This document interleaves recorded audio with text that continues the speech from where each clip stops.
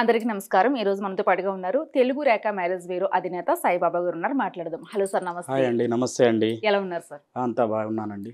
Sir, మీతో నేను మాట్లాడినప్పుడు ఇందాక సెకండ్ మ్యారేజెస్ వాళ్ళకి కూడా చేస్తాను అన్నారు కదా, అవునమ్మా. సేమ్ ప్రాసెస్ ఉంటుందా సార్? సేమ్ వీళ్ళకి సేమ్ కూడా? అందరికీ సేమ్.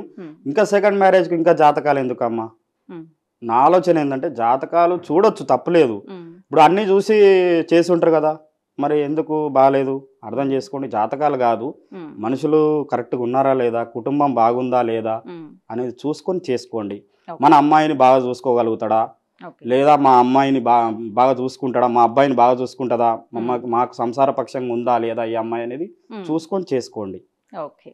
అంటే జాతక పరంగా లేకపోయినా అండర్స్టాండింగ్ ఉంటే సరే. అండర్స్టాండింగ్, కుటుంబాలు, వాళ్ళ విలువలు అన్నీ చూసుకొని చేసుకోవాలి.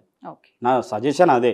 ఉమ్, నెక్స్ట్ అనే జాతకం అనేది చూసుకోండి, కలవకపోతే పేరు బేలాల మీద చూసుకోండి, తప్పేముందమ్మా. ఉమ్, మనుషులు కలిస్తే ఏ ఇబ్బంది రాదమ్మా.